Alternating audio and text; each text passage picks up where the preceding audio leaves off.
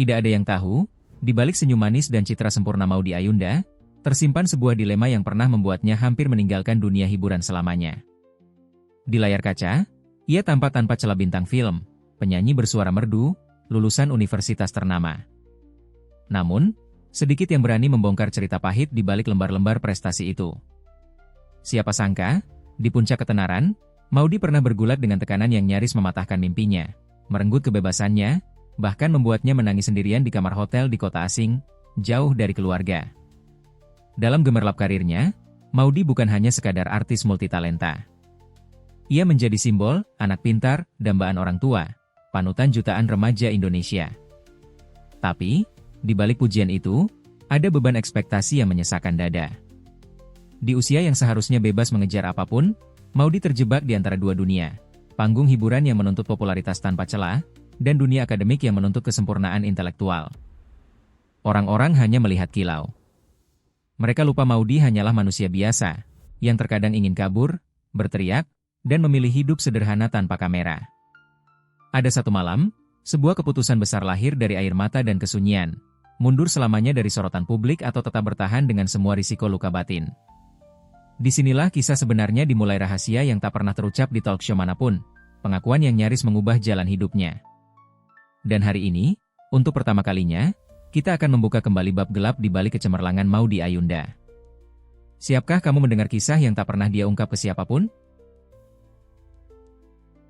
Maudy Ayunda.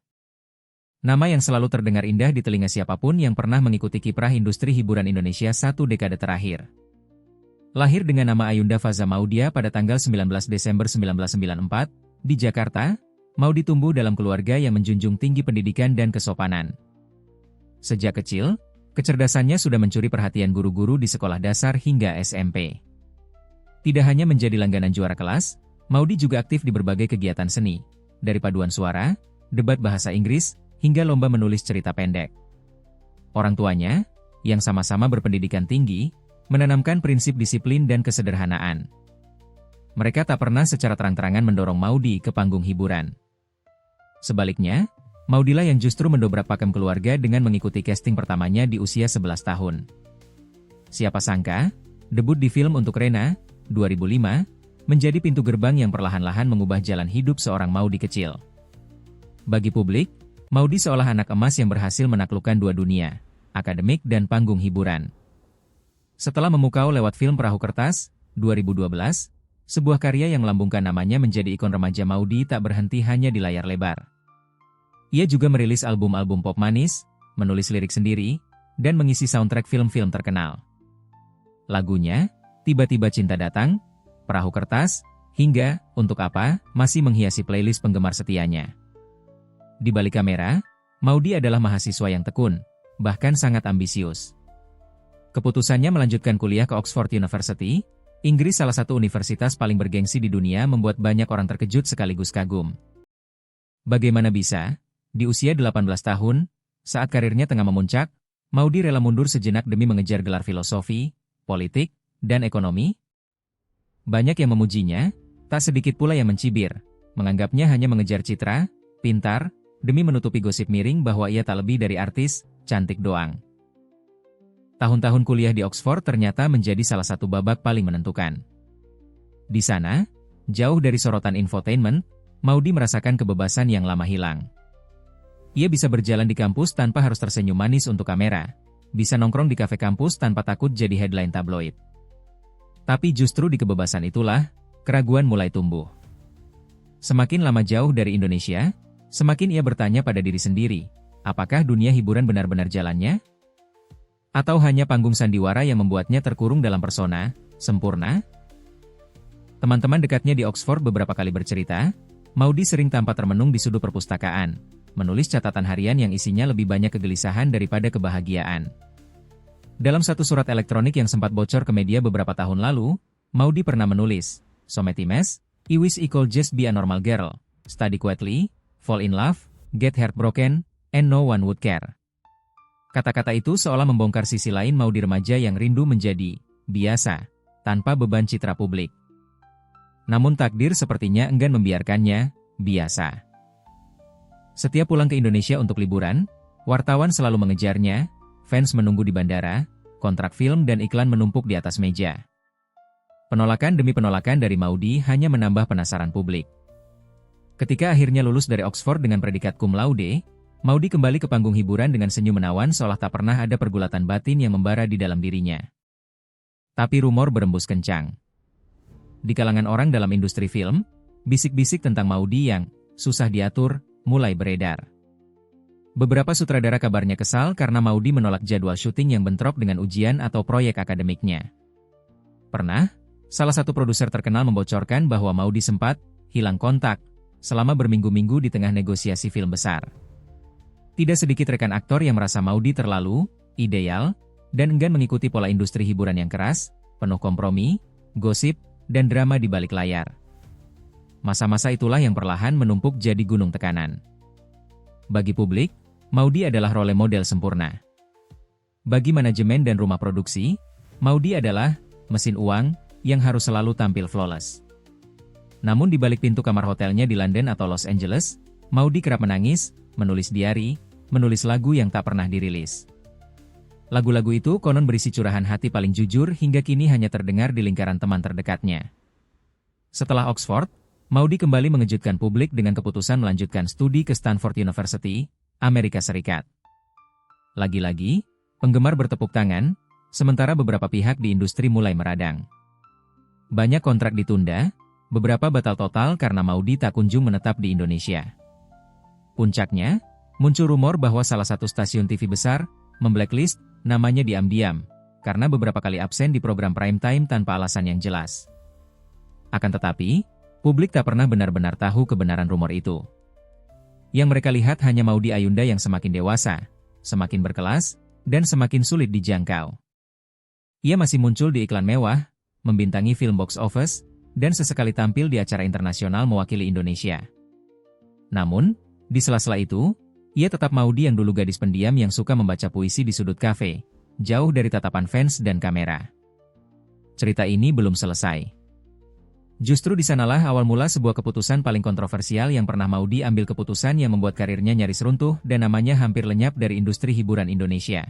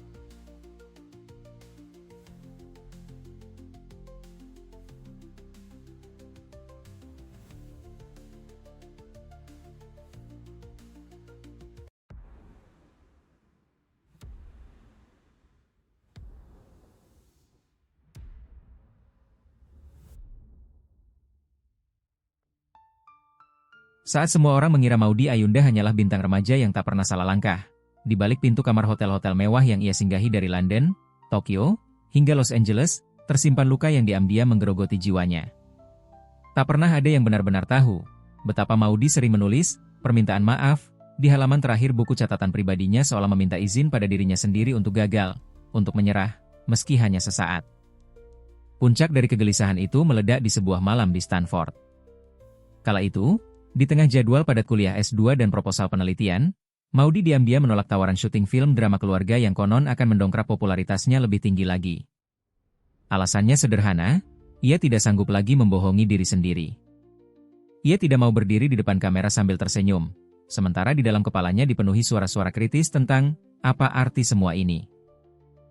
Sebuah rekaman suara berdurasi 3 menit, yang bocor dari lingkaran pertemanan dekatnya, sempat bikin gempar grup wartawan hiburan. Dalam rekaman itu, terdengar Maudy menangis sambil berbisik lirih, "Aku capek pura-pura bahagia. Capek jadi boneka manis yang semua orang puja. Aku mau berhenti, walau semua orang akan benci aku." Rekaman itu tak pernah beredar resmi di media, hanya sesekali muncul di forum-forum gosip sebagai urban legend tentang kerapuhan seorang Maudy Ayunda. Ketika rumor itu sampai ke telinga publik, dua kubu pun terbentuk. Yang satu percaya Maudy hanyalah seorang manusia biasa yang jujur pada rasa lelahnya. Yang lain justru menganggapnya pengecut, tidak profesional, dan tidak menghargai ribuan orang yang rela membayar tiket filmnya, membeli albumnya, dan mendewakannya bertahun-tahun. Media, seperti biasa, merayakan luka Maudy sebagai bahan jualan. Beberapa headline bombastis muncul di tabloid mingguan. Maudy Ayunda depresi berat, benarkah gagal nikah di Amerika? Sisi gelap si cantik Maudy, bohong demi citra pintar? Di layar infotainment, para pakar dan selebritas senior silih berganti memberikan pendapat seolah tahu segalanya. Padahal, hanya Maudy dan buku catatan di meja belajarnya yang benar-benar tahu berapa kali ia harus menahan napas menutupi tangis di depan wartawan. Klimaks drama itu datang bersamaan dengan pengumuman Maudy di media sosialnya. Ia resmi menunda semua proyek entertainment untuk waktu yang tidak ditentukan. Tak ada video permintaan maaf, tak ada konferensi pers dramatis. Hanya satu postingan dengan kalimat pendek, "So many mess you have to post, to listen to your soul."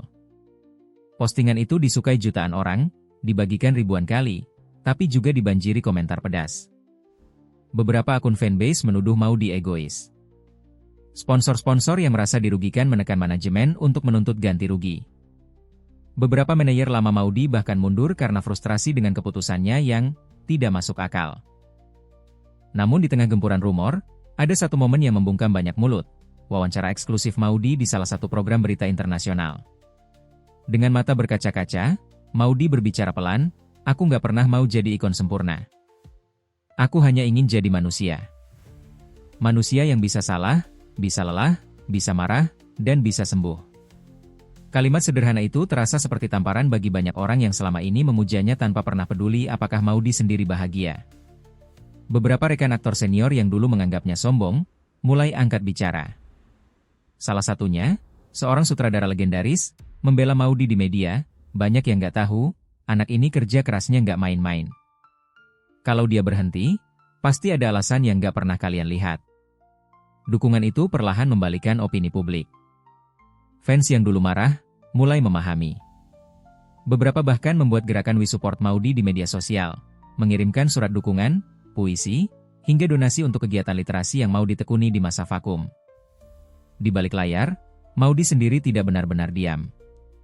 Ia memanfaatkan waktu vakum untuk merawat dirinya, mendalami psikologi, menulis buku motivasi, dan merekam lagu-lagu dengan lirik yang jauh lebih personal.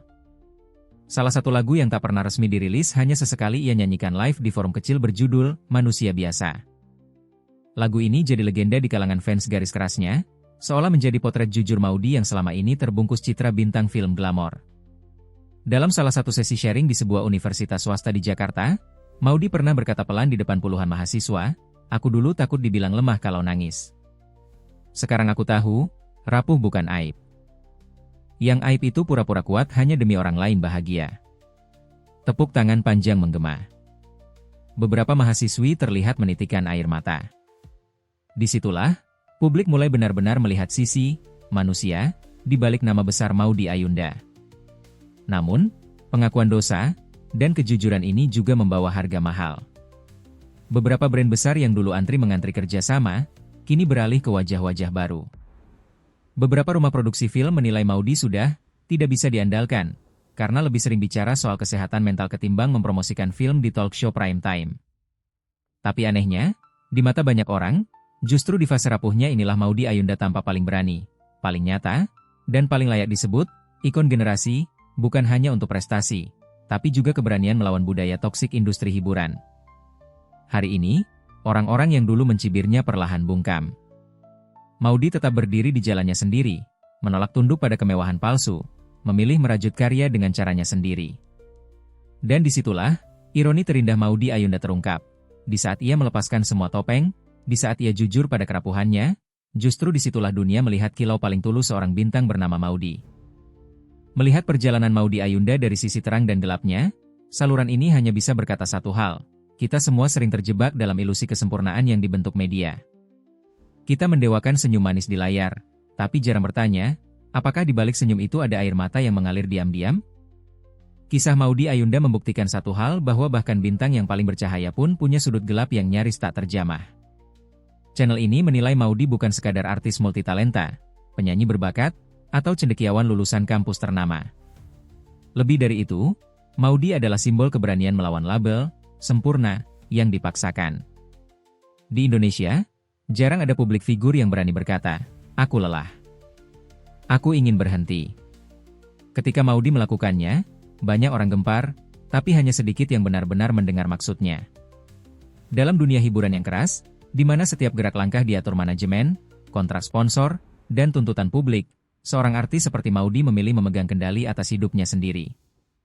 Ia bisa saja menuruti semua permintaan, tampil di layar kaca setiap minggu, menjadi idola tanpa celah. Tapi Maudy lebih memilih kehilangan sorotan demi menjaga kewarasan batin keputusan yang tidak semua bintang berani ambil. Di satu sisi, saluran ini melihat Maudy sebagai contoh betapa rapuhnya standar public figure di mata masyarakat kita. Kita terbiasa menaruh harapan setinggi langit, memuja tanpa bertanya apakah yang dipuja sanggup menanggungnya. Ketika bintang jatuh sedikit saja, publik berubah garang, lupa bahwa di balik nama besar ada manusia biasa dengan perasaan, luka, dan kebutuhan untuk berhenti sejenak. Di sisi lain, kejujuran Maudy juga membuka diskusi penting tentang kesehatan mental di Indonesia. Jika seorang bintang besar sepertinya saja bisa tertekan hingga burnout, bagaimana dengan remaja-remaja biasa yang tiap hari harus pura-pura baik-baik saja demi diterima di sekolah, di keluarga, di lingkungan kerja? Keberanian Maudy mengungkap sisi rapuhnya mengajarkan kita, tidak apa-apa terlihat lemah, asalkan tahu bagaimana bangkit lagi. Saluran ini percaya, meski Maudy sempat kehilangan banyak proyek, ditinggal sponsor, dan dicibir haters, justru di fase inilah ia menjadi guru bagi generasi muda. Ia menunjukkan bahwa tidak ada prestasi yang layak dibayar dengan hilangnya kesehatan jiwa. Tidak ada popularitas yang layak mengorbankan ketenangan hati. Semua hanya fana, yang abadi adalah bagaimana kita berdamai dengan diri sendiri. Bagi para penonton setia, mungkin kalian punya pendapat berbeda. Mungkin ada yang masih menganggap Maudy tidak profesional, terlalu manja, atau drama queen. Tapi cobalah bertanya pada diri sendiri, kalau kalian berada di posisinya, sanggupkah kalian tersenyum terus di hadapan kamera, menelan caci maki, menanggung label sempurna, dan tetap sehat jiwa raga? Channel ini tidak memaksa kalian setuju. Channel ini hanya mengajak kalian melihat bahwa kisah Maudy Ayunda bukan sekadar kisah artis cantik berprestasi, melainkan kisah tentang manusia yang berani melawan ekspektasi, manusia yang rela kehilangan spotlight agar bisa hidup lebih jujur pada hatinya sendiri. Kini, Maudy memang tidak lagi sesering dulu muncul di layar kaca. Ia jarang tampil di talk show, lebih banyak mengisi panggung akademik atau forum-forum diskusi. Tapi justru disitulah letak keindahannya. Ia membuktikan bahwa seorang bintang tidak selalu harus bersinar di layar TV terkadang. Kilau sejati justru muncul saat kamera dimatikan, saat sorak-sorai berhenti, dan hanya tersisa suara hati. Bagaimana dengan kalian? Apa pendapat kalian tentang Maudy Ayunda?